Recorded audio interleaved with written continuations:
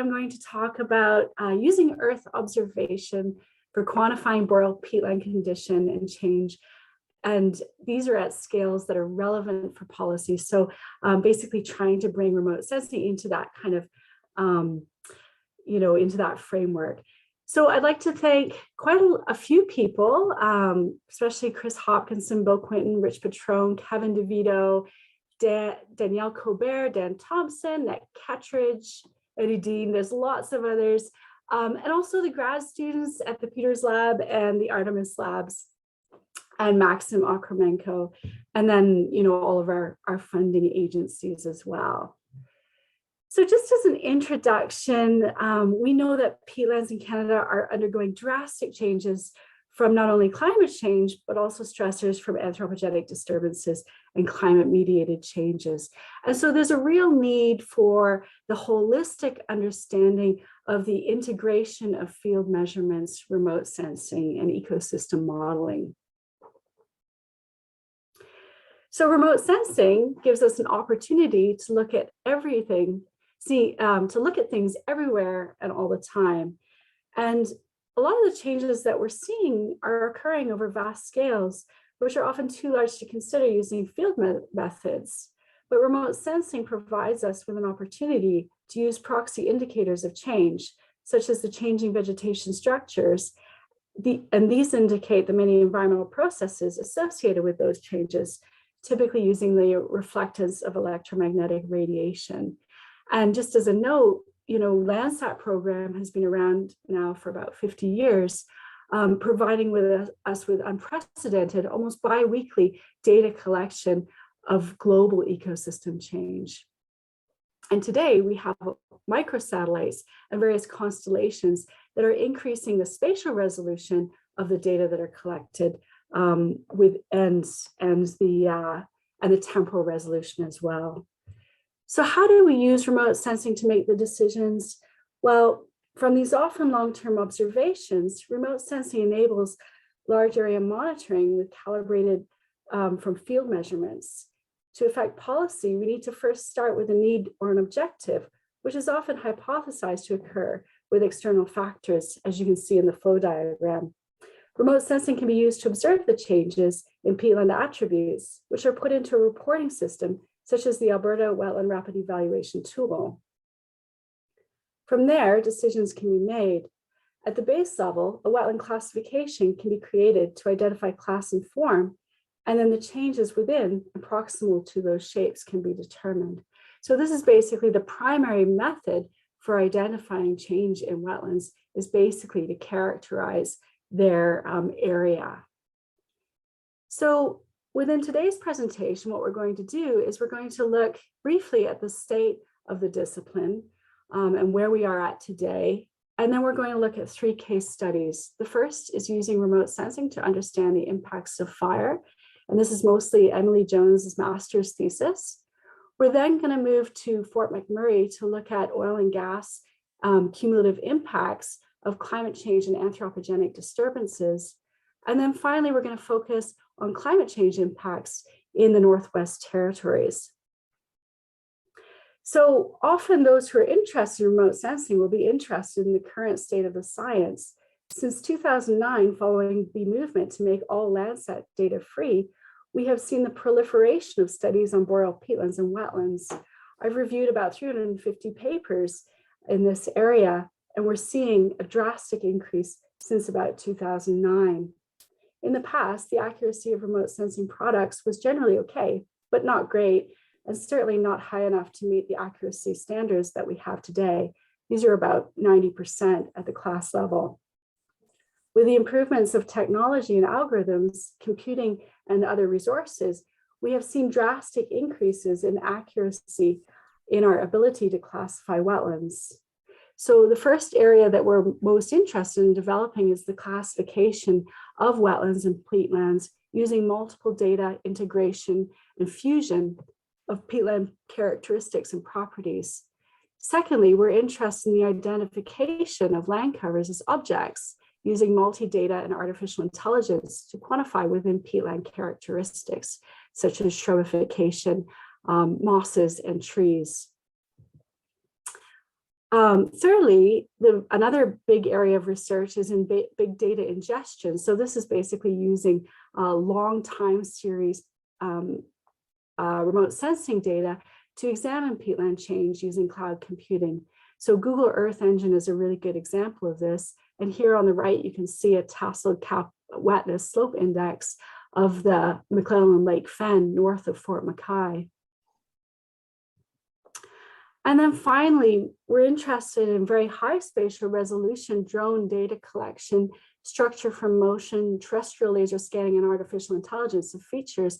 And this shows some of the work that we did this summer to look at the impacts of mountain pine beetle on the vertical and horizontal distribution of fire fuels. And what we're doing in this study is basically using artificial intelligence to connect between the dots to identify tree species and the weight of available fuels. So how does this inform policy?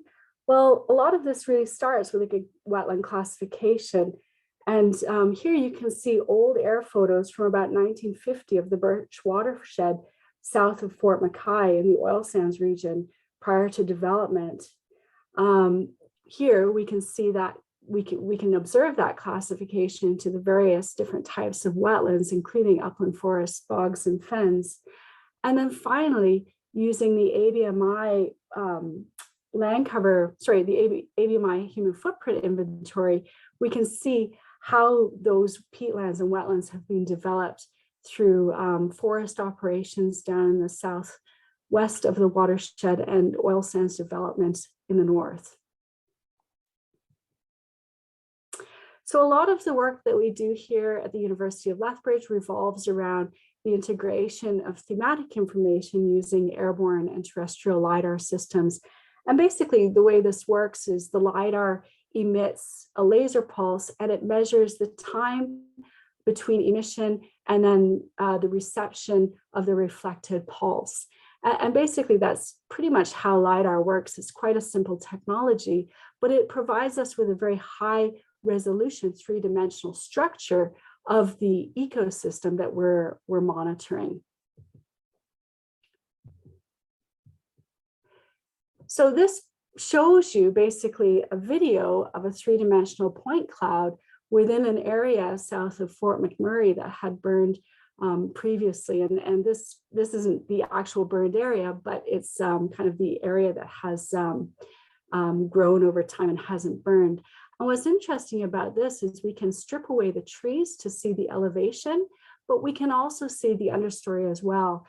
LiDAR provides us with an opportunity to not only measure the structure of trees, but also the understory and the ground surface. And this is not possible using passive optical remote sensing. So the first case study that we're going to look at is near just north of Uticuma Lake. And it's an area that had been burned by the Uticuma Complex fire in 2011. In this area, we have collected numerous LiDAR surveys almost every, I think, 2 to 3 years since 2002. So we have a 20-year record of the ecosystem changes that have occurred in this environment. And we're also lucky because we surveyed the area before the fire. We were able to survey the area after the fire and see how those ecosystems had changed.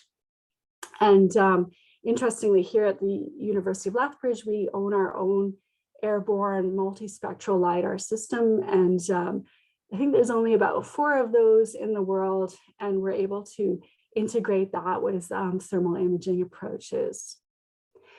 So the objectives of this study basically revolve around kind of an old fire that occurred in 1956, as well as the Slave Lake Complex fire in 2011, which is kind of indicated by the intermediate gray, and then an area of overlap between 1956 and 2011. And this was the focus of Emily Jones's master's thesis.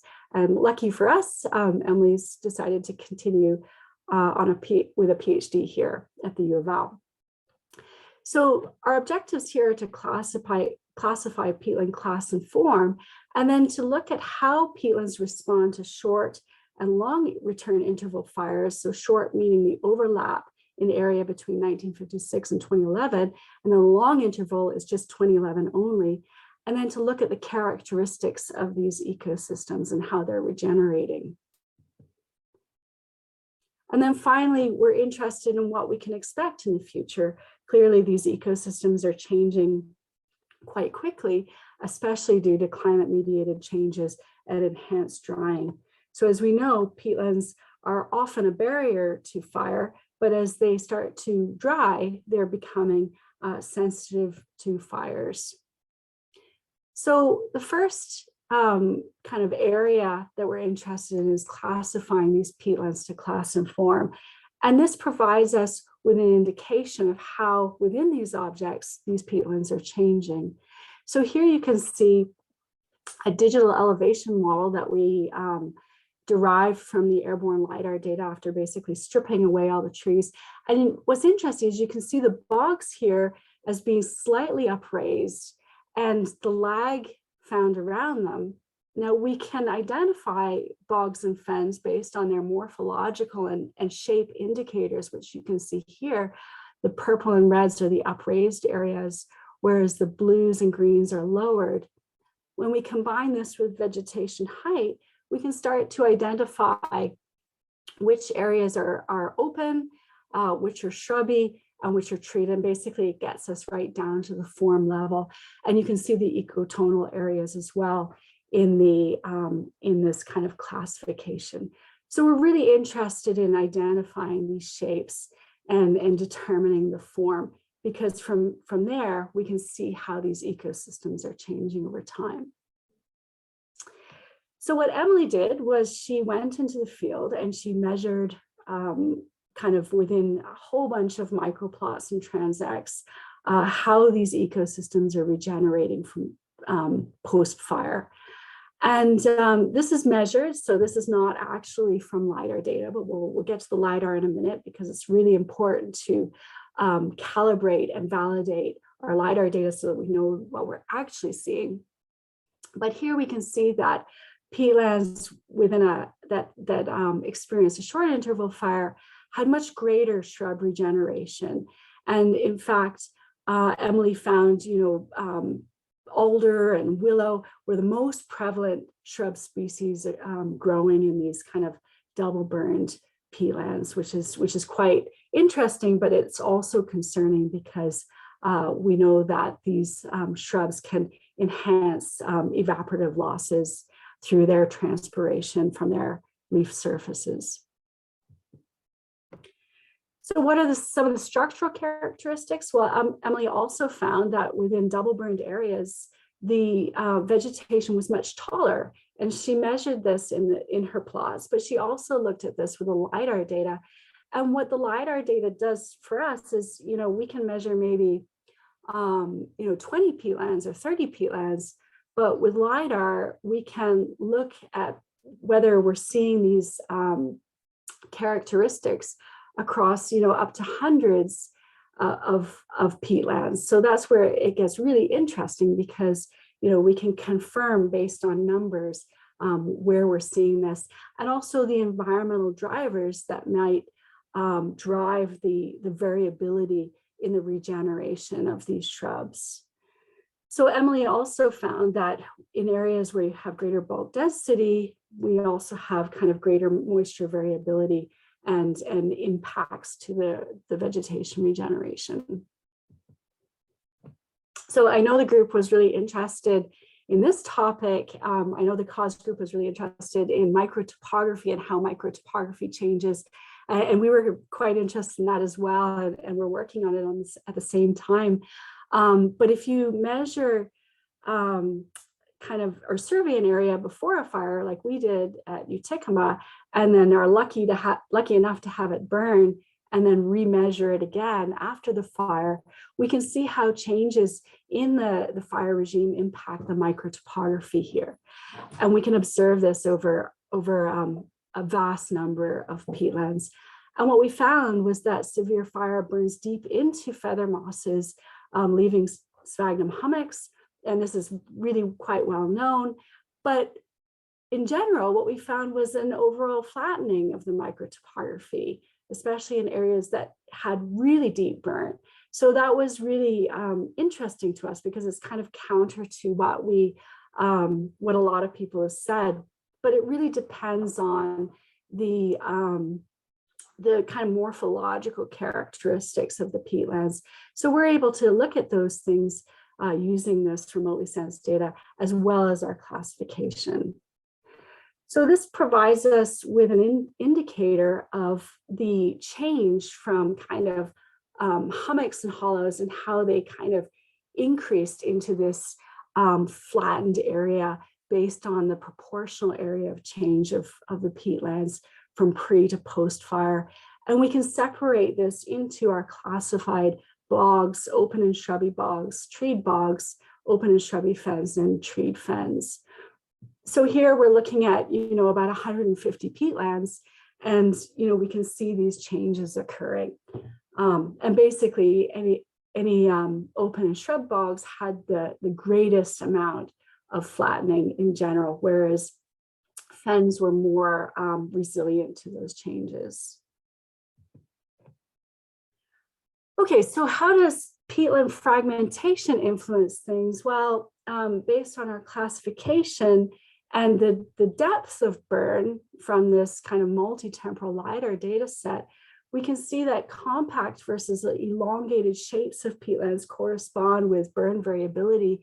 And you can see on the top right, the range of depth of burn. So this basically indicates how variable the burn depth was and how this relates to the perimeter to area ratio. So small peatlands that are kind of circular in shape will be more compact, and they will have greater range of depth of burn than elongated peatlands such as fens. So, elongated peatlands are basically kind of, in this case, a little bit more resilient.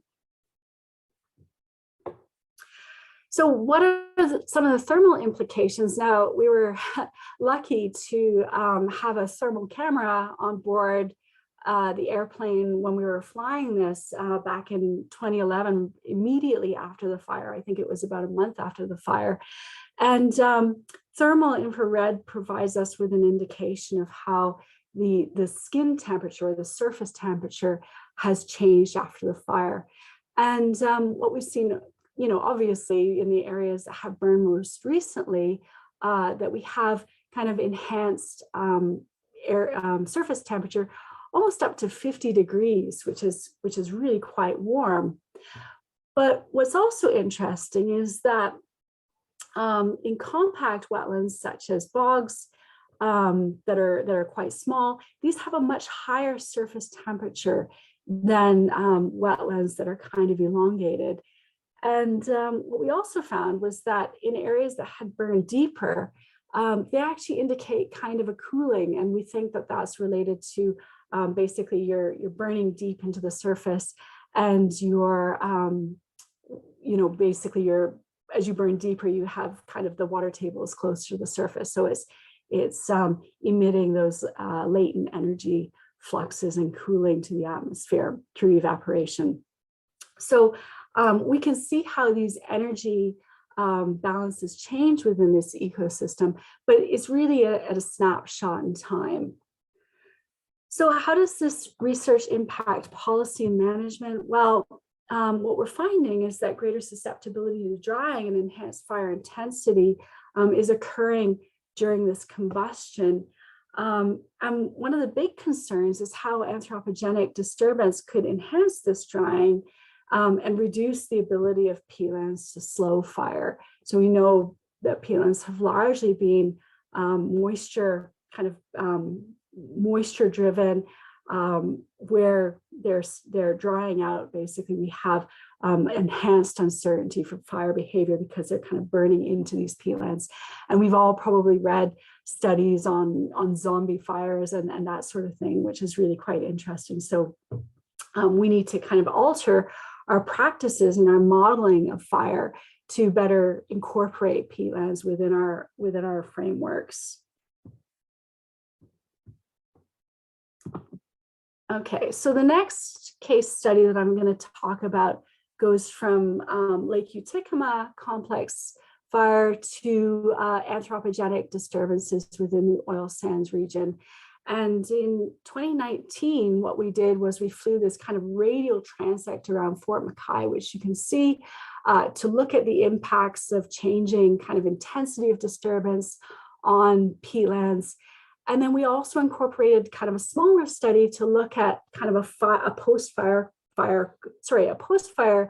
chronosequence and kind of the implications of seismic lines to post-fire ecosystem regeneration within peatlands. So the objectives here, we took kind of those 8 radial transects, we took 3 of them that basically had unburned in the last 90 years, or they hadn't burned in the last 90 years. And we compared those kind of data collections that were done in 2008 with the collection in 2019. And we were really interested in determining how anthropogenic disturbance alters peatland shrubbification and the potential for fuels for fire. We were also interested in knowing whether or not fire reduces the impacts from seismic lines. And I know that there's a lot of really great work that's been done at the University of Alberta on fire seismic line impacts. And then we're also interested in how peatlands regenerate following fire. So I showed you already that kind of really nice video of what LiDAR data looks like as you're kind of flying through the landscape. But LiDAR also provides quantifiable fuel-related structures, such as tree height, understory and ladder fuels, crown depth, and crown base height. And these point clouds can be really quite amazing. They're almost really better than measurements. So to determine the available fuel load within this ecosystem and how these fuel loads are changing over time, what we did was we took some of the allometric equations from Linda Flada's work. And Linda's a PhD student here in the lab. And what Linda did was she harvested, I think it was about 300 shrubs and about 150 trees right across the southern part of the Northwest Territories. And she pulled all the components of all those shrubs and trees apart, and she created kind of allometric equations and partitioning of the above ground biomass. So she took all of that data and she weighed it, and all of this was spatially located so that we could compare it with the LiDAR data. And then she created basically like a fuel load equation from that. Now, what we've done then is we've taken that fuel load and we've applied it to the LiDAR data collected in 2008 and also it was 2018, not 2019, to determine how peatlands are changing in their flammability based on the changing vegetation structures.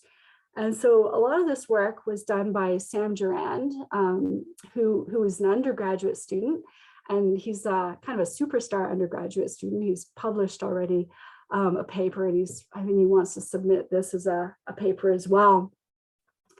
But what we wanted to do was to take kind of the equation that Sam generated from Linda's kind of field measurements and apply that to the LiDAR data, and then to basically look at kind of how these vegetation structures are changing.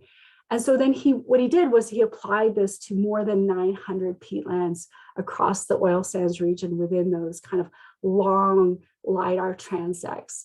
So the neat thing about LiDAR is you don't only have to fly it kind of wall to wall in polygons, but you can actually fly it as transects because it kind of sweeps the laser back and forth from nadir.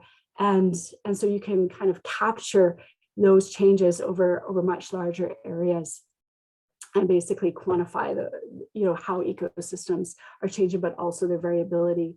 And incidentally, Chris Hawkinson here at the U of L has been flying LiDAR systems over these long transects right across Canada since about 2008. And he basically repeats the transects every 3 years so we can look at the changes.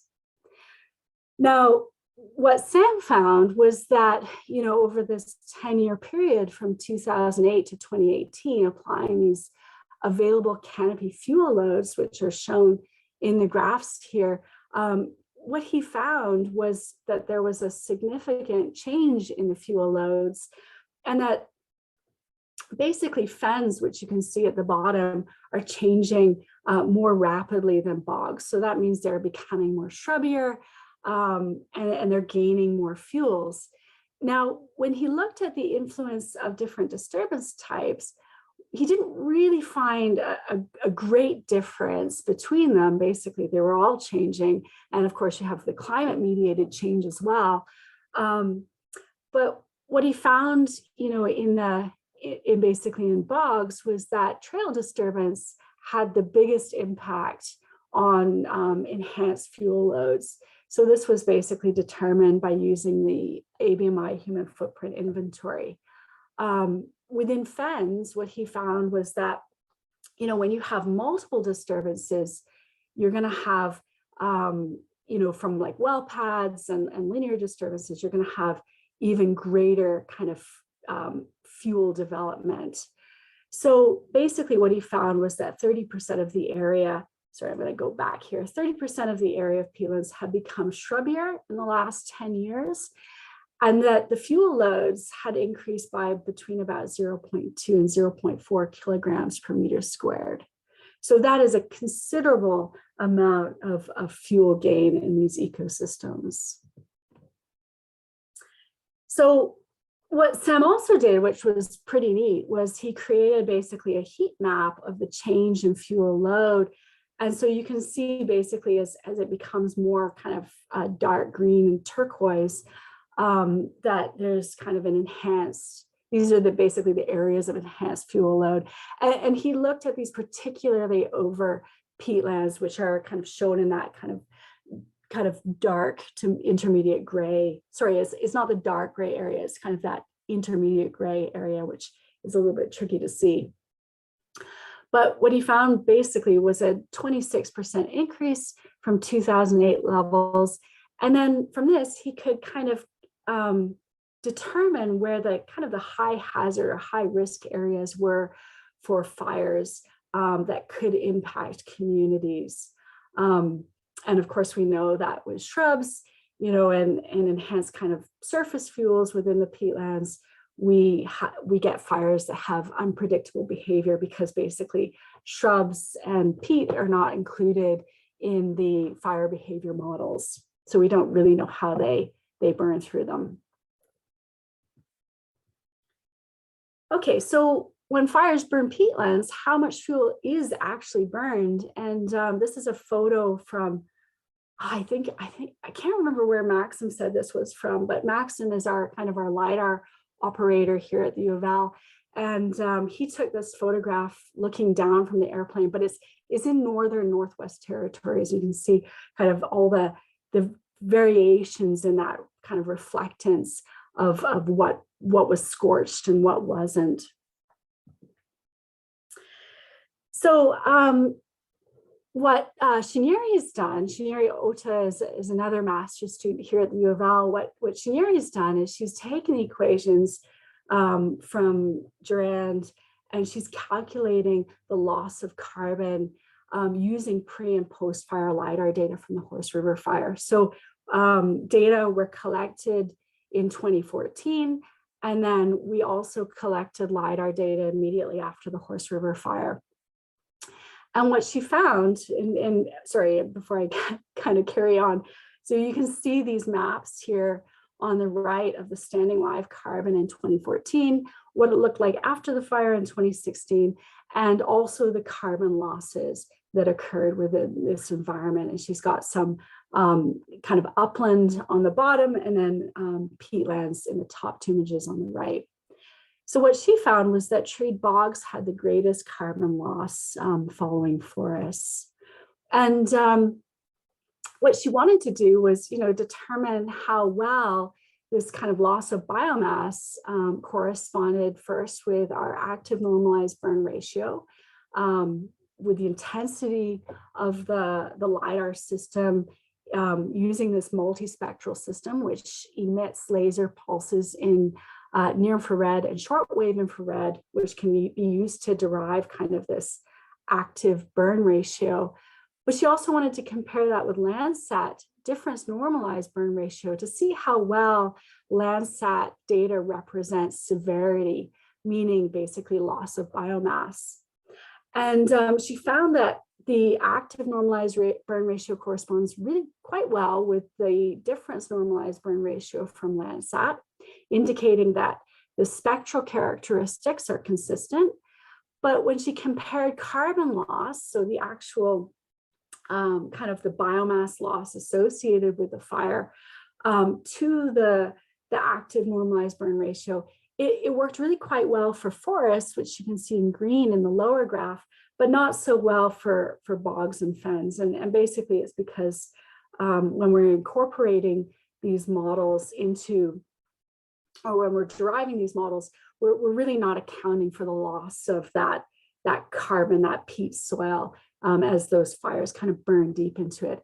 But the spectral data does account for that.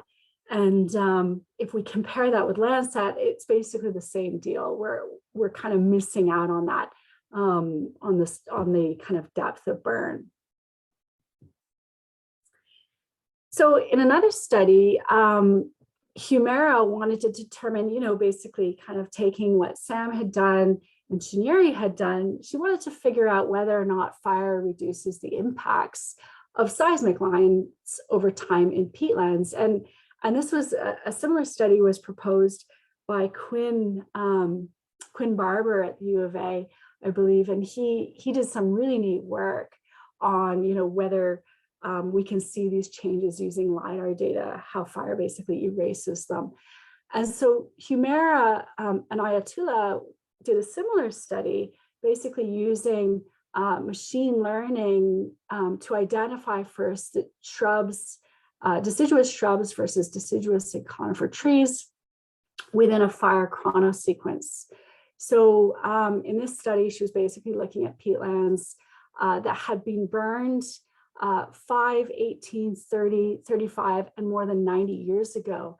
And she wanted to see how these peatlands were regenerating post-fire, but also post-seismic line influence. And what she found was that fens that have seismic lines are basically more prone to becoming shrubbier than those without seismic lines. And so she was kind of interested in determining when kind of trees grow above the shrubs. And we didn't have a data set collected between 5 and 18 years since fire, but basically what she found was that trees by 18 years since fire are much taller than shrubs. So we can see that kind of rapid growth rate of trees. She also found that fire enhanced tree growth by about 38 years when she compared this with the control data sets, and that in areas that had burned, you basically have kind of a reduced shrub height.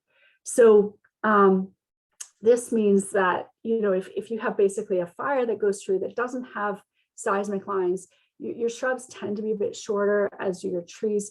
But where you have seismic lines, the trees are actually taller in those peatlands. So I'm not sure if it's indicative of terrestrialization, but we could be getting there. So how does this impact policy and management? Well, we can use LiDAR data to create thematic information that we can kind of put into artificial intelligence models to identify the attributes of these peatlands and why they're sensitive to anthropogenic disturbances. We can also use a bottom-up approach to inform government and industry with regards to what to look for before installing seismic lines. So, basically, what are the attributes of these sensitive ecosystems, and what are the attributes of less sensitive ecosystems, and should we consider that? So finally, the third case study, and I know we're getting short on time, is basically about climate warming impacts on permafrost plateaus at Scotty Creek. And this is something that's kind of near and dear to me. I've been working at Scotty Creek for about, I think, 13 years now. And we've been lucky to also be collecting LiDAR data over Scotty since 2007, although the LiDAR was breaking for that data collection, but really since 2008, almost every 2 to 3 years, up to 2019, we've been collecting this data. And we can combine the information with historical air photos of peatland and permafrost change, optical imagery, and then kind of time series LiDAR data. So the objectives of this study were to develop remote sensing methods to quantify rates of permafrost thaw and expansion of peatlands. And I just posted to Twitter this kind of GIF that I developed a number of years ago, and I kind of found when I was putting this together. But it's a little bit fun. You can see the shrinking permafrost. But we can use old air photos to go all the way back to 1947. And really, you can see the air photo from 1947 isn't really very good. But what we're interested in doing is basically kind of delineating all the peatlands and the permafrost environments and classifying and characterizing them. And then we can see how these ecosystems are changing all the way back to, you know, the early 1900s. And we're also interested in fire impacts, which Linda is looking at, but I'm not going to show here because it's a little too much. But here is kind of an interesting image that I put together on plateau area changes at Scotty Creek, just for a very small area of the basin. And you can see kind of in light blue, that the plateau extent in 1947, the plateau extent in 1970, and then transposed on top of that is a digital surface model from LiDAR showing kind of all the trees and tree heights and on the permafrost plateaus. So these are these kind of frozen or frozen layers of permafrost that kind of support the trees. They push the trees up above the water table. And we can also see within many of the peatlands enhanced shrubbification that's occurring over time. Oh yeah, I did put the GIF in here. Okay. So what we're seeing is basically a rapid loss of permafrost and ecosystem change. And in this GIF is basically just a 7-year period, but you can see really substantial changes in the permafrost plateau area determined from LiDAR data. So, you know, stripping away the trees again, creating a digital elevation model, and then comparing that DEM over time, we can see both kind of lateral shrinking, but also kind of lowering of the elevation. And what's really interesting about this is we can calculate the rate of thaw for every meter squared of land surface. Similar to generating our fire fuels, every meter is basically characteristic of a measurement.